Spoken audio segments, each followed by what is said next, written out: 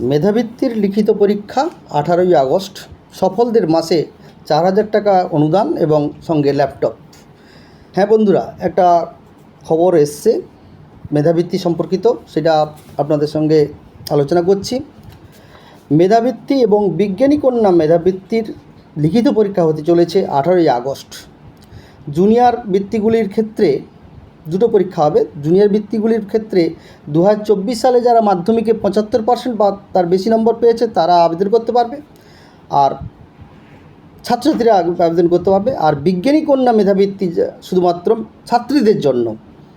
এটা ক্ষেত্রেও সিনিয়র মেধাবৃত্তির ক্ষেত্রে 2024 সালে যারা উচ্চ মাধ্যমিক বা সমতুল পরীক্ষায় উত্তীর্ণ হয়ে বেসিক সায়েন্স অর্থাৎ মৌলিক বিজ্ঞান নিয়ে অনার্স, বিএস, এমএস, কারিগরি বিদ্যা বা চিকিৎসা বিজ্ঞানে পাঠরত ছাত্রছাত্রীরা আবেদন করতে পারবে। সিনিয়র বিজ্ঞানী কন্যার ক্ষেত্রে এটা সম্ভব হবে। এইটা পরীক্ষাটা নেবে Jagadish Chandra Bose national science talent search. এই ওয়েবসাইটে সবাইকে যেতে হবে এবং আবেদন করতে হবে। 31 জুলাই পর্যন্ত আবেদন করা যাবে। জুনিয়র বৃত্তির ক্ষেত্রে মাধ্যমিকের বিষয়গুলি থেকে কোশ্চেন আসবে, 90 নম্বরের কোশ্চেন। আর সিনিয়র বৃত্তিগুলির ক্ষেত্রে উচ্চ মাধ্যমিকের বিজ্ঞানের বিষয়গুলি থেকে কোশ্চেন আসবে 100 নম্বরের কোশ্চেন। এবার জুনিয়র বৃত্তিগুলিতে উচ্চ মাধ্যমিক কোর্সে পড়ার জন্য মাসে 1250 টাকা করে প্রত্যেকে বৃত্তি পাবে। এছাড়া এককালীন 2500 টাকা করে বুক গ্র্যান্ট বা বই কেনার জন্য দেওয়া হবে।